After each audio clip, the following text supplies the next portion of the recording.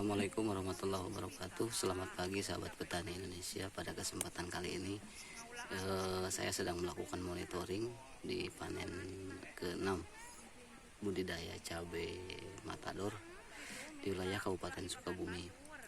Kita bisa melihat di belakang buah cabainya masih bagus-bagus, banyak, dan ini sudah mencapai 1,5 ton dari 6 kali panen ya. Mungkin kita bertanya-tanya bagaimana caranya agar budidaya cabai kita bisa berhasil dan sukses, karena mengingat budidaya cabai ini memerlukan modal yang cukup besar. Tapi yang paling penting bukan itu, yang paling penting adalah sejauh mana ketelatenan kita dalam mengurusnya.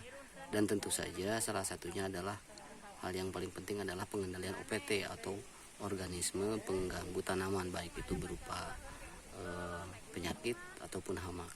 Dan penyakit atau hama yang datang ke tanaman cabai ini sebenarnya ada jadwalnya atau ada prediksinya. Setiap minggu itu berbeda-beda hama yang datang atau penyakit yang datang, sehingga kita bisa menentukan obat apa yang perlu kita siapkan dengan bahan aktif apa untuk mengatasi cabai pada fase-fase tertentu. Oleh karenanya mari kita bahas bagaimana prediksi kedatangan hama ke tanaman cabai dan obat dengan bahan aktif apa saja yang bisa kita gunakan untuk mengatasi OPT tersebut.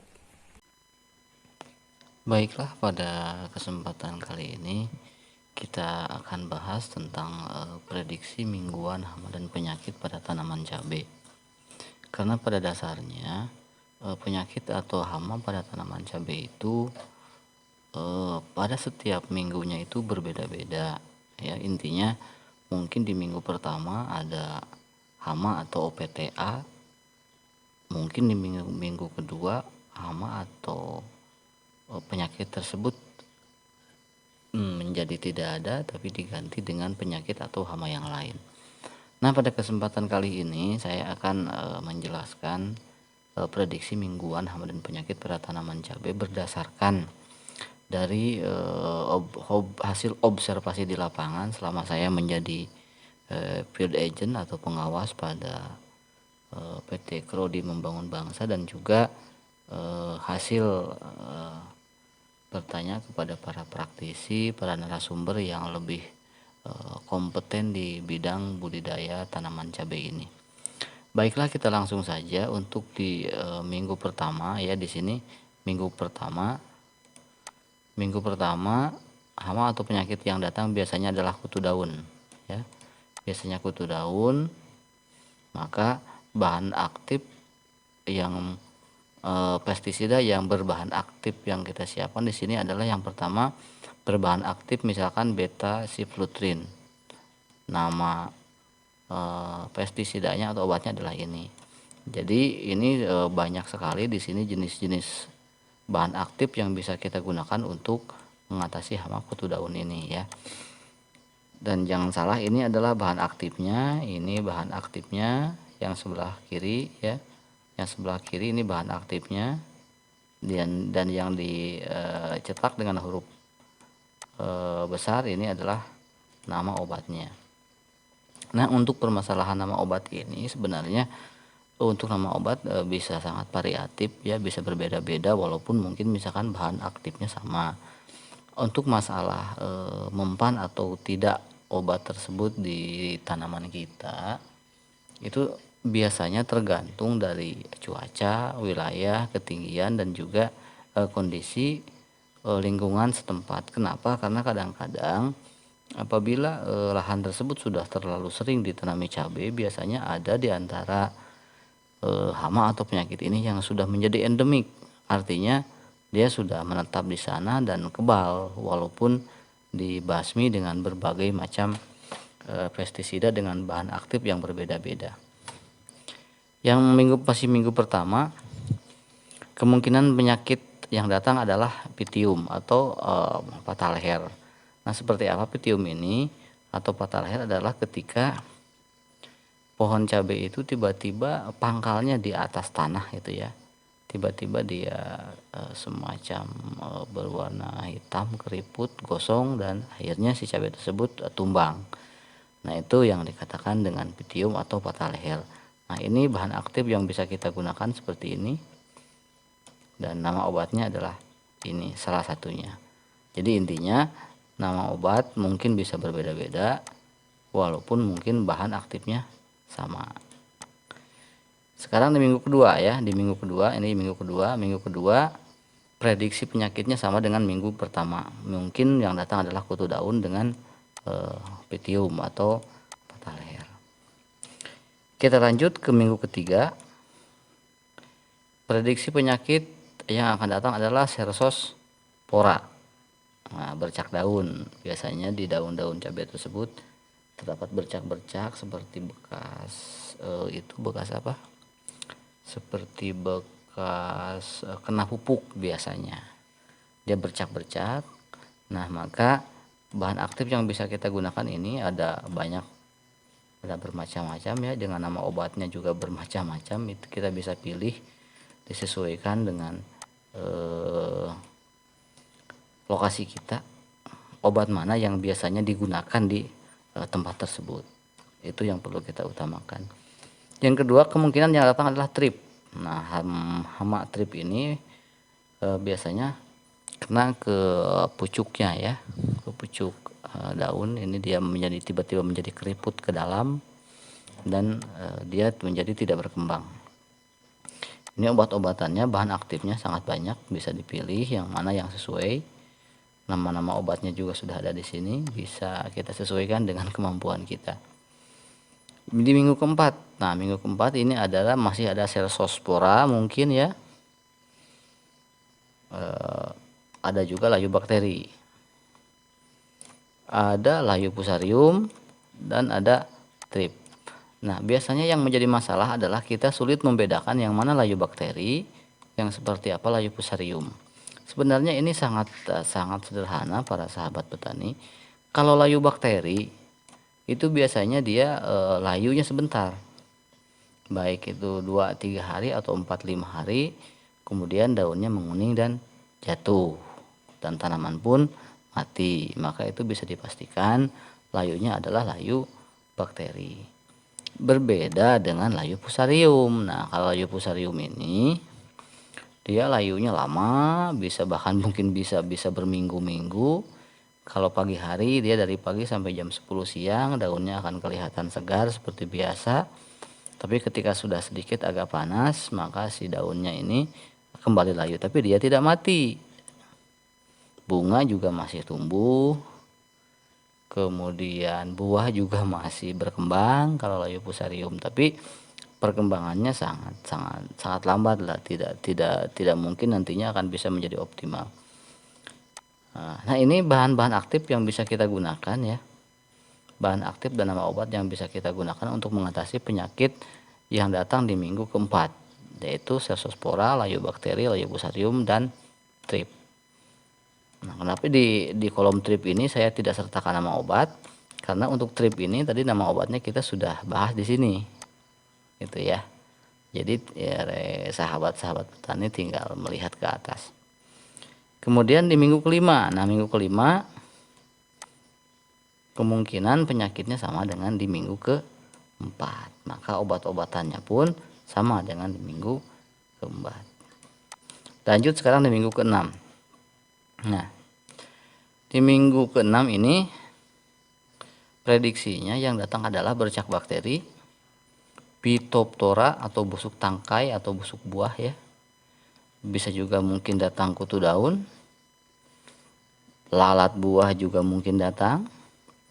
Kenapa? Karena di minggu keenam ini sudah mulai ada bunga, sudah mulai ada buah yang kecil-kecil gitu ya. Jadi ini sangat mungkin, terutama lalat buah ini yang paling ditakuti ya oleh kebanyakan petani, termasuk di daerah saya juga. Sangat serem ini lalat buah. Karena kenapa? Karena dia hama yang tidak diam di tempat, artinya mungkin dia datang kemudian dia menyengat ke cabai kemudian dia pergi, sehingga sangat sulit untuk dibasmi. Nah, khususnya untuk lalat buah ini sahabat-sahabat petani, untuk lalat buah ada banyak alternatif sebenarnya yang bisa kita gunakan untuk membasmi lalat buah ini. Di tempat saya di sini ada yang menggunakan kamper ya, kamper digantung di lanjaran cabe, 4-5 pohon simpan satu, 4-5 pohon simpan satu, dibungkus dalam plastik es ya biasanya, kemudian ujungnya itu diberikan lubang sehingga nanti menimbulkan aroma yang tidak nyaman bagi si lalat buah, sehingga lalat buah tidak datang ke lahan tersebut. Atau bisa juga diantaranya ada yang menggunakan lem ya, lem, tapi saya sarankan ini saya sarankan tidak menggunakan inilah. Kenapa? Karena di tempat saya ini kurang efektif, tapi tidak tahu sih kalau di tempat sahabat-sahabat semuanya. Kalau di tempat saya yang efektif itu kalau menggunakan lem adalah glumon namanya ya, glumon. Tapi itu pun saya sarankan kalau mau menggunakan lem, baik itu petrogenol, glumon dan lain-lain, saya sarankan tidak disimpan di dalam kebun, karena itu justru mengundang lalat buah untuk datang. Takutnya sebelum dia hinggap ke perangkap kita, dia menyengat dulu ke cabenya. Itu akan menjadi sangat berbahaya.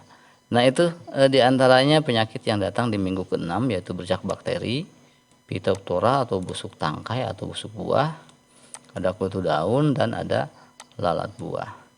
Nah ini macam-macam obat dengan bahan aktifnya yang bisa kita gunakan ya, yang bisa kita gunakan untuk mengatasi OPT atau hama di minggu ke-6. Nah sekarang di minggu ke-7. Di minggu ke-7 kemungkinan besar yang datang adalah kutu daun.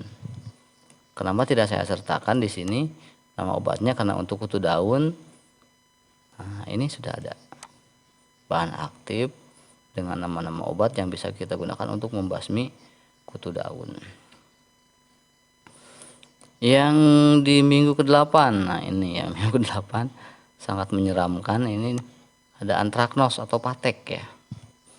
Di tempat saya OPT ini, karena ini virus, jadi kalau mau disembuhkan sih sebenarnya sulit kalau virus. Cuman mungkin kita bisa kendalikan atau bisa cegah dari awal dengan pestisida atau bahan obat-obatan yang ada di sini. Sangat banyak sekali bahan aktif yang bisa kita gunakan untuk mengendalikan virus antraknos ini. Ada lalat buah juga, dan ini kemungkinan adalah lalat buah dewasa. Obatnya tadi sudah ada di atas ini untuk lalat buah, bisa kita gunakan salah satunya mana yang cocok untuk di tempat kita. Bisa juga mungkin ulat buah. Nah ini ulat buah, obat-obatan yang bisa kita gunakan ini sangat banyak pilihannya ya, sangat banyak pilihannya, bisa kita gunakan mana yang sesuai dengan tempat kita. Di minggu ke-9 ini OPT yang datang hama atau penyakitnya sama dengan di minggu ke-8, yaitu ada antraknos, ada lalat buah, ada ulat buah. Itu untuk minggu ke-9. Obat-obatannya pun tentu saja sama dengan ini, dengan obat-obatan di minggu ke-8. Minggu ke-10 juga sama, prediksi penyakit dengan obat-obatan yang bisa kita gunakan sama dengan yang di minggu ke-8. Lanjut di minggu ke-11. Nah di minggu ke-11 lebih banyak lagi, karena ini sudah hampir dekat ke fase panen ya. Sudah hampir dekat ke fase panen, artinya buahnya sudah mulai menua. Daun-daunnya juga, daun-daun bawahnya juga sudah mulai menua. Ini sangat banyak. Ada kutu daun ya, trip, Cercospora, bercak bakteri, antraknos, trip, dan kutu daun. Obat-obatannya tidak saya tuliskan karena sudah ditulis di atas. Jadi sahabat petani bisa lihat ke atas apa saja obat-obatan untuk mengatasi OPT ini. Di minggu ke-12 ini lebih banyak lagi kemungkinan penyakit atau hama yang datang. Cercospora, bercak bakteri, antraknos, busuk buah, trip, kutu daun, ulat buah, dan lain-lain. Obat-obatannya pun tidak saya sertakan karena semua ini untuk obat-obatan untuk OPT atau hama ini semuanya sudah saya tulis dari awal ya, dari minggu pertama sampai dengan di minggu ke 8. Nah, obat-obatannya sudah ada di sana semua.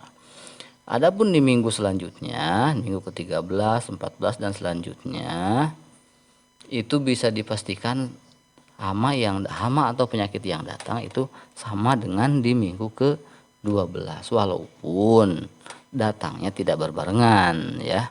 Mungkin saja yang datang Cercospora dulu, kemudian disusul antraknos, mungkin disusul busuk buah atau ada lalat buah dulu, disusul dengan trip dan lain-lain. Artinya inti dari pembicaraan kita, pembahasan kita malam ini adalah bahwa untuk masalah hama, penyakit atau biasa kita singkat dengan OPT, yaitu artinya organisme pengganggu tanaman, baik itu berupa hama maupun penyakit yang datang pada tanaman cabai, itu tergantung dari beberapa faktor. Ada banyak faktor, baik pertama mungkin juga faktor ketinggian lahan kita, artinya ketinggian lahan kita dari ketinggian permukaan laut atau MDPL ya. Mungkin juga karena perbedaan cuaca, mungkin juga karena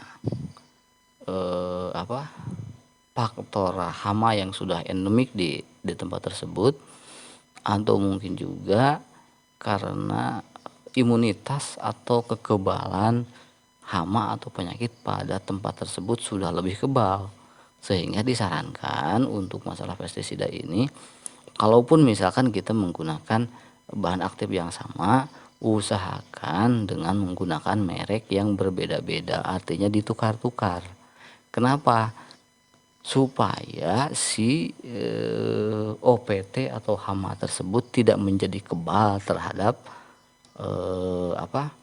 salah satu bahan aktif daripada merek obat tertentu. Nah, rupanya untuk sementara hanya itu dulu. Mudah-mudahan ini bermanfaat untuk kita semua.